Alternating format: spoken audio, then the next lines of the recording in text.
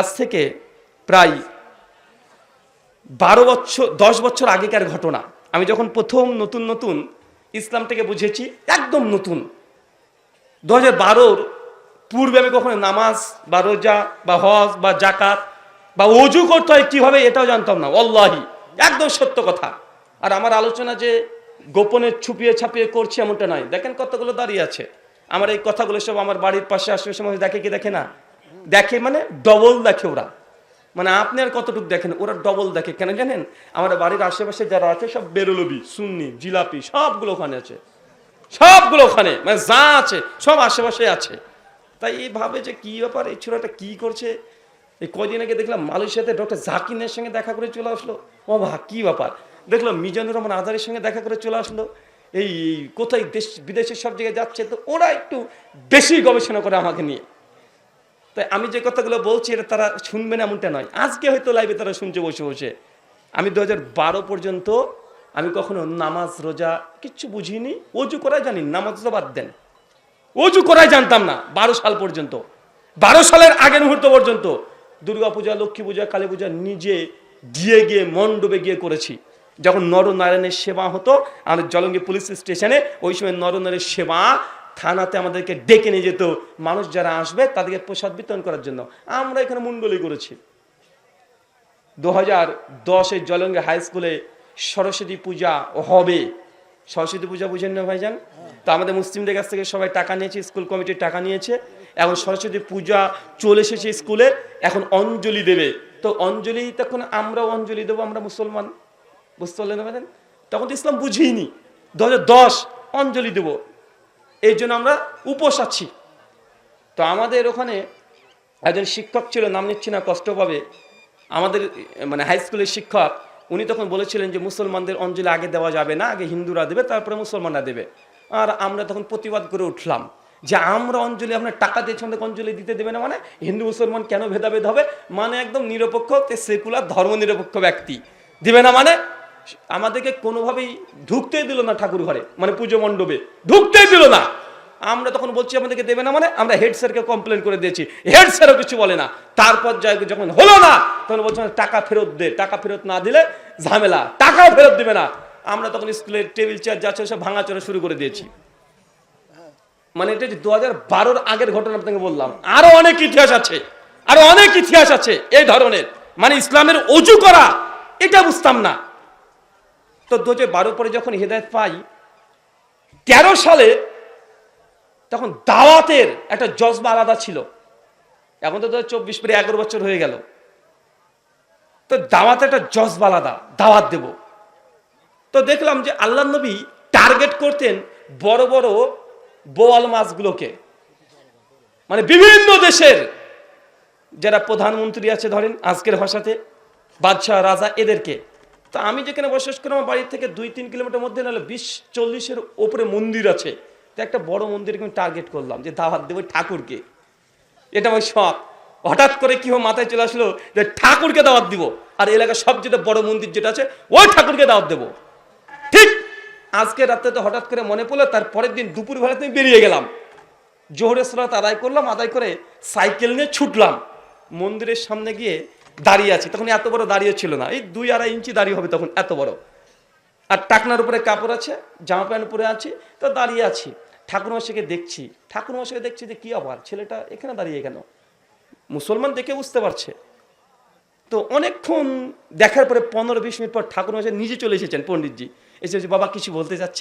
আমি যে ঠাকুরমশাই আসলে আপনার সঙ্গে কিছু কথা বলতে চাই, যদি আপনি সময় দিতেন তাহলে কিছু কথা বলতাম।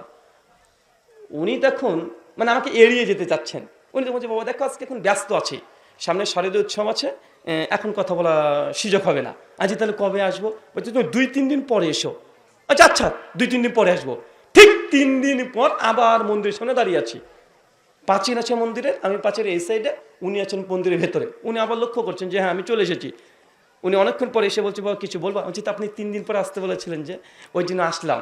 বলছি, বাবা কি বলতে চাই একটু দ্রুত বলো, কারণ দেখছো মুসলমান মন্দিরের সামনে দাঁড়িয়ে, রাস্তার ধারে মানুষ যাচ্ছে, সবাই তাকাচ্ছে, কি ব্যাপার মৌলবী ঠাকুর এক জায়গায়, মানে এটা তো সচরাচর খুব কম হয়। তো যখন এরকম সিন হয়েছে, তো উনি তখন বলছেন যে বাবা তুমি কি বলতে চাও বলো। আমি যে ঠাকুর একটু সময় লাগবে, আমার একটু লম্বা সময় লাগবে। বলছে বাবা অত সময় তো বের করা সম্ভব নয়। তখন আমি আবার চিন্তা করলাম যে এইভাবে ডাল গলবে না, ঘিও উঠবে না, আঙ্গুলটাকে বাঁকাতে হবে। আমি তখন বললাম যে দেখুন ঠাকুরমশাই, আমার বাবা প্রথমে হিন্দু ছিল, তারপর তিনি মুসলিম হয়েছেন। তো আমার জানার আগ্রহ আমার বাবা কেন হিন্দু ধর্ম ত্যাগ করে দিয়ে তিনি ইসলাম গ্রহণ করলেন, এই জানার আগ্রহ নিয়ে সত্য অনুসরণ করতে আপনার কাছে আমি এসেছি, যদি একটু সময় দিতেন। উনি এই কথা শুনেছে, বাবা তাই নাকি? আচ্ছা জি হ্যাঁ। বলছে আসো আসো, ভেতর আসো ভেতর আসো। উনি মন্দিরের গেট খুলে দিয়ে, মানে ব্যারিকেড গেট খুলে দিয়ে আমাকে ভেতর ঢুকিয়ে নিয়েছে। মন্দিরের উপরে উঠতে বললো। আমি না উপরে আর যাচ্ছে না, এই মন্দিরে যে ধাপি আছে ধাপিতে বসি, অনেক লম্বা ধাপি, তারপরে মন্দিরগুলো হয় অনেক লম্বা। তো আমি মোটামুটি ওই ধাপিতে এসে বসলাম। তারপর পরপর ধাপি বোঝেন না ভাই, সিঁড়ি, সিঁড়ি বোঝেন তো নাকি? তো ওইখানে বসেছি আমরা দুজন মন্দিরের একদম ইসেই। পরপর 3 দিন গিয়েছিলাম তারপরে ওনার কাছে, ও পণ্ডিতের কাছে, ওকে দাওয়াত দেব ইসলামের। তো 3 দিনের মধ্যে আজকে যে মন্ত্রটা প্রথমে পাঠ করেছি, ওই মন্ত্র অংশ নিয়ে আলোচনা করছিলাম। আমি পণ্ডিতজিকে বললাম, পণ্ডিতজি আমার পিসিমা এখনো তারা হিন্দু, আমার বাবা জ্যাঠা জেঠি যা আছে সব এখনো হিন্দু। আমি এটা মিথ্যা কথা বলেছি এমনটা নয়, ভাবেন না যেন যে ওনার সঙ্গে কথা বলার জন্য মিথ্যা কথা বলেছি। আসলেই আমরা হচ্ছে ফার্স্ট জেনারেশন মুসলিম, প্রথম আমরাই। আমার আব্বার 4 ভাই 3 বোন সব এখনো হিন্দু সবাই। তো আমি তখন বললাম যে ঠাকুরমশাই পিসিমা যখন মাঝে মধ্যে বাড়িতে আসে, তো একটা কথা প্রায় বলে যে আপনাদের নাকি একটা অবতার আসবে শত্রুকে ধ্বংস করতে, এই কথা কি ঠিক? উনি তখন বলছে বাবা হ্যাঁ হ্যাঁ অবশ্যই ঠিক, কথা ঠিক, একজন অবতার আসবে। আচ্ছা নাম কি তার? উনি বলছেন যে ওই অবতার নাম হচ্ছে কল্কি অবতার। আচ্ছা কল্কি অবতার, আচ্ছা ঠাকুর সাহেব কবে আসবে? বলছে বাবা এখনো অনেক পরে আসবে, কলিযুগের শেষে আসবে। কলিযুগ 4,32,000 বছর, অনেক পরে আসবে। আমি তখন বললাম যে ঠাকুরমশাই কল্কি অবতার যদি চলেই আসে, পৃথিবীতে ধরুন এখন যদি কল্কি অবতার চলে আসে, প্রায় 750 থেকে 800 কোটি মানুষ, প্রায় 800 কোটি মানুষের মধ্যে কল্কি অবতার কিভাবে চিনবেন আপনি যেটা আপনাদের অবতার? বলছে বাবা শাস্ত্রে অনেক কথা লেখা আছে, তাকে আমরা চিনতে পারবো, অবশ্যই চিনতে পারবো। মানে আমি তাকে বারবার প্রশ্ন এই জন্য করছি, উনি যদি উত্তর দিয়ে দেন আমার আলোচনা করতে সুবিধা হবে। এখন ও যদি মূর্খ হয়, নাই জানে, ওর সঙ্গে কথা বলে কাজ হবে? তো যত বলবে উত্তর দিবে আমাদের সহজ হয়ে যাবে। আমি তখন তারপরে বললাম যে ঠাকুর মশাই এই 800 কোটি মানুষের মধ্যে বুঝবেন কিভাবে? বলছে বাবা শাস্ত্রে লেখা আছে। আমি যে কি লেখা আছে?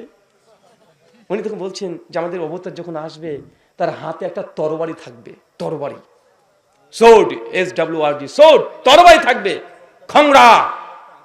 আর তিনি আসবেন উট অথবা ঘোড়ার পিঠে চড়ে। আমি তখন বললাম যে ঠাকুরমশাই তাই? আচ্ছা কেন আসবেন? বলছে শত্রুকে ধ্বংস করতে। আমি তখন একটু মাথা নিচু করে বললাম ঠাকুরমশাই মানে কেমন যেন একটা লাগছে। যে কেমন লাগছে? তো উনি তখন বলছি যে আপনি বললেন যে কল্কি অবতার আসবে দুনিয়ার শত্রুকে ধ্বংস করতে, মেনে নিলাম। কিভাবে ধ্বংস করবেন? হাতে থাকবে তরবারি। তো আজকে কি তরবারির যুগ? বলেন আজ তরবারির যুগ? বলছেন এখনো আসেনি, আসবে ভবিষ্যৎ। তো ভবিষ্যৎ এখন তো এমন এমন মিসাইল উঠেছে, আরে সর্বনাশ, এমন এমন মিসাইল উঠেছে 50 কিলোমিটার দূর থেকে যদি এখানে সুইচ টিপা যায় মিসাইল মেরে একটা দেশকে উড়িয়ে দিবে। তো আপনার যদি কলকাতার তরবারি নিয়ে ঠং ঠং ঠং ঠং করতে করতে চলে আসে, আর শত্রুপক্ষের কাছে যদি মিসাইল থাকে, তো একটা সুইচ মারলে কলকাতার কত দূর যাবে? ও ধ্বংস করবে কি? আচ্ছা এটা তো যুগের সঙ্গে যাচ্ছে না, তরবারির যুগ নাকি এখন? আমি তখন বলছি তাহলে কি ধর্মগ্রন্থে ভুল আছে? যে না না না বাবা, ধর্মগ্রন্থে ভুল থাকতে পারে না। আচ্ছা তাহলে মানে আমরা বুঝতে ভুল করছি তাই না? বলছে না তুমি ঠিকই বলছো, আমরা বুঝতে পারছি না। ভাই কেউ স্বীকার করে ধর্মগ্রন্থে ভুল আছে? বলছে আমরা বুঝতে তাহলে ভুল করছি। আমি তো বললাম যে আপনি বললেন যে উট বা ঘোড়া এই জাতের কিছু পুরো চেপে কলকাতার আসবে, তাই তো এখন কি এই উটের যুগ, ঘোড়ার যুগ ঠকম ঠকম ঠকম করে যাবে? আরে গোটা বিশ্বের জগতে এখন এমন এমন রকেট বের হয়েছে, মাত্র 2.5 ঘন্টা গোটা বিশ্বের জগতে ভ্রমণ করে ফেলে।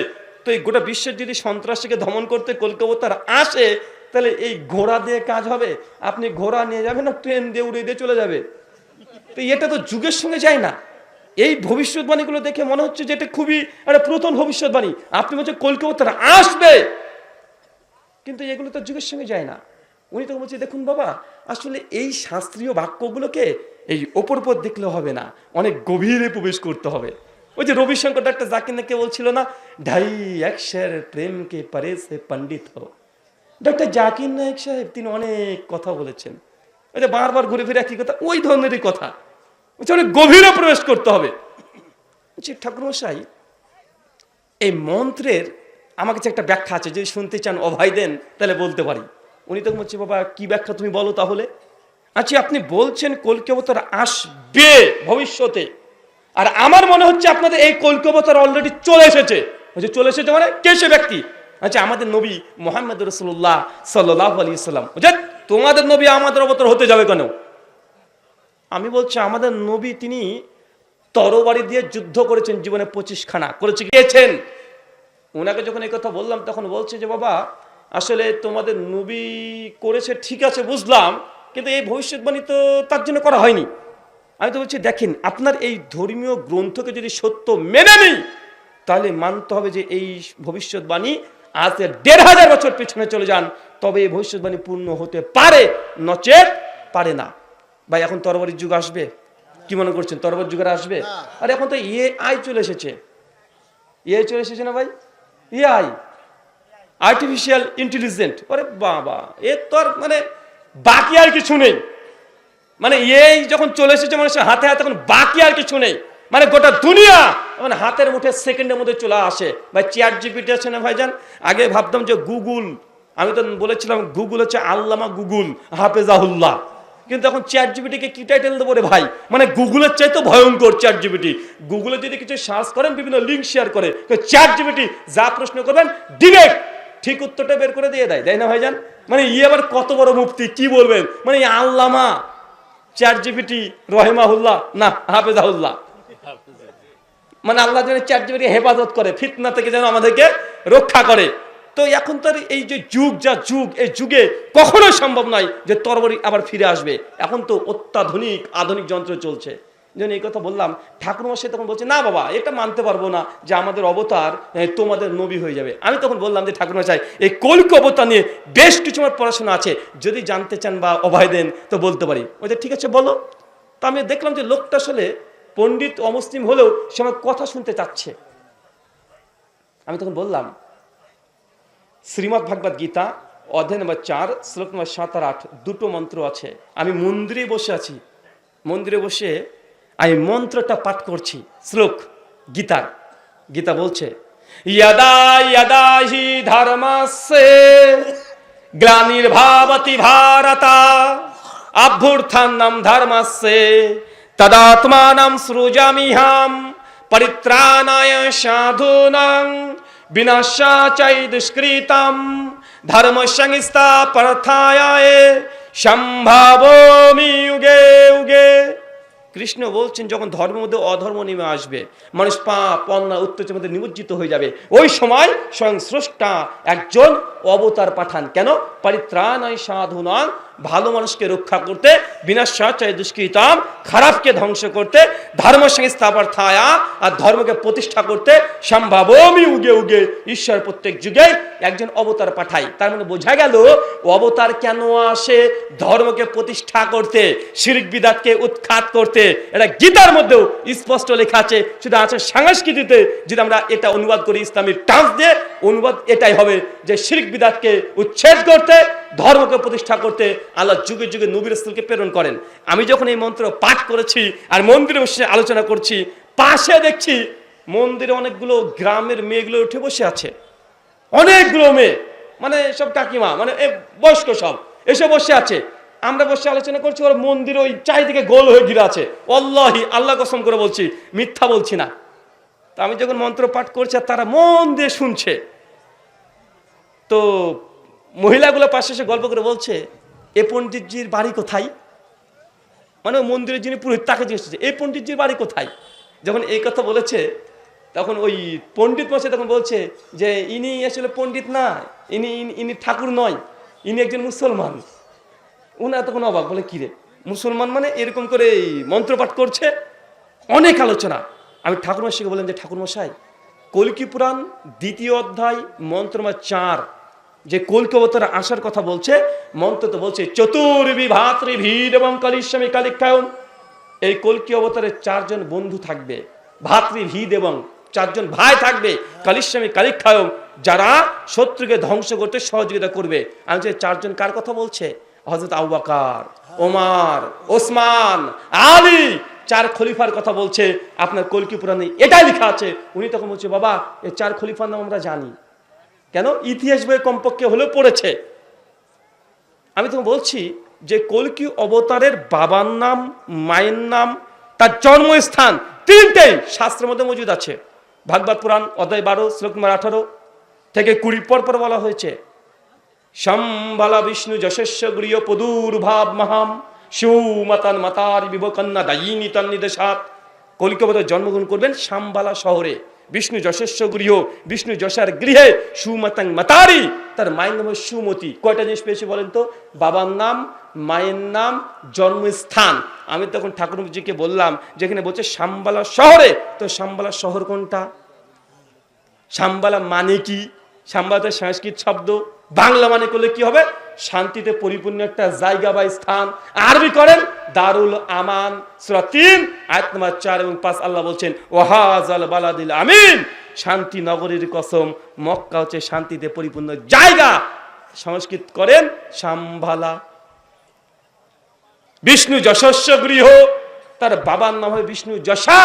বিষ্ণু যশা মানে বিষ্ণু মানে ঈশ্বর, যশা ইয়াস থেকে মানে দাস, মানে ঈশ্বরের দাসের ঘরে তার জন্মগ্রহণ হবে। আমাদের নবীর পিতার নাম কি বলেন তো চিৎকার মেরে? আব্দুল্লাহ। আব্দুল্লাহ, আব্দুল্লাহ মানে আল্লাহর গোলাম, আল্লাহর দাস। সংস্কৃত বলছে বিষ্ণু যশা, আরবি করেন আব্দুল্লাহ।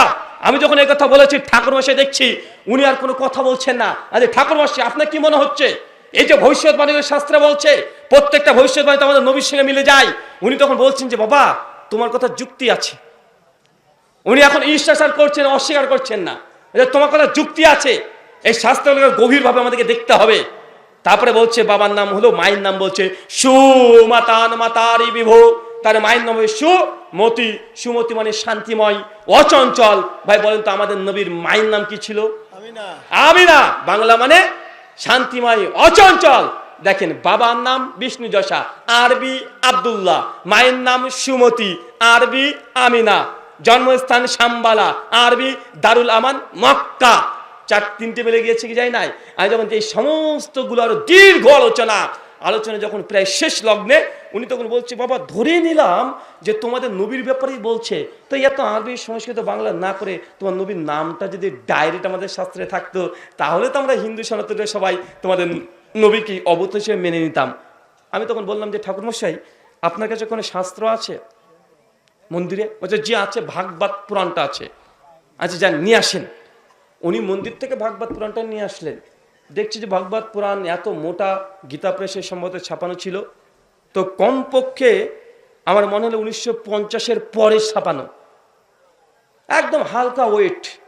বইটার দাম মনে হয় প্রিন্ট আমি ভালো করে লক্ষ্য করে দেখলাম যে 2 টাকা কি 1.5 টাকা এরকম দাম, মানে 50 বছর আগেকার। 2000 যদি 12-13 হয় প্রায় 60 বছর আগেকার।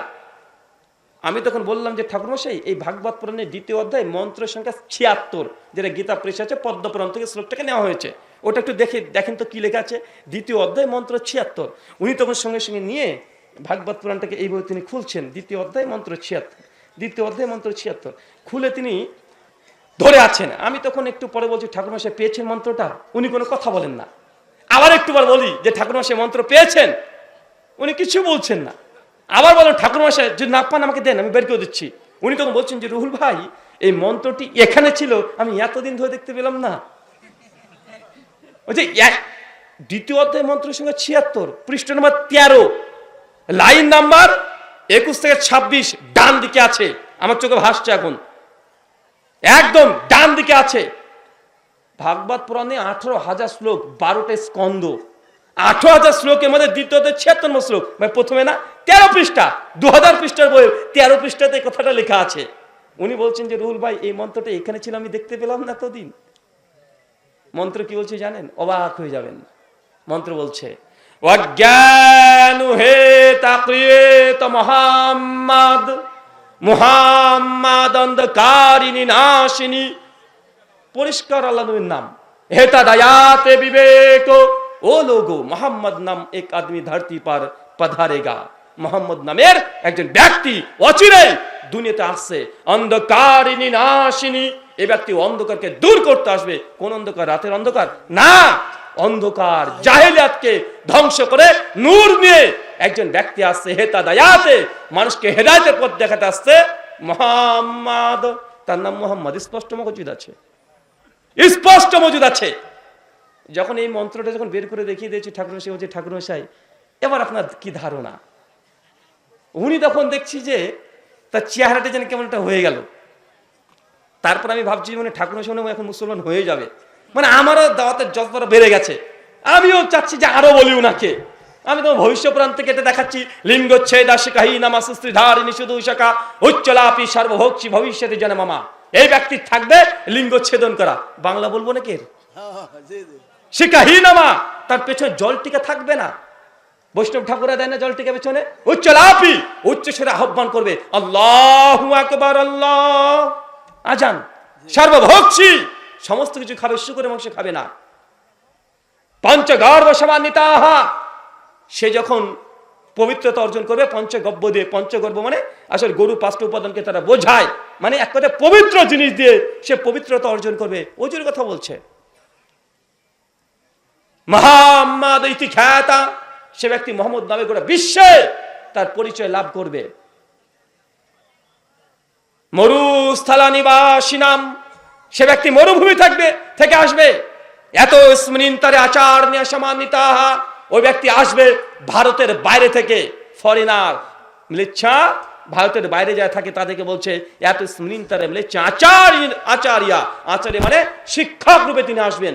মোহাম্মদ শিক্ষক না, কমপক্ষে 100 খানা ভবিষ্যৎবাণী সনাতন শাস্ত্রে মজুদ আছে, জল জল করছে।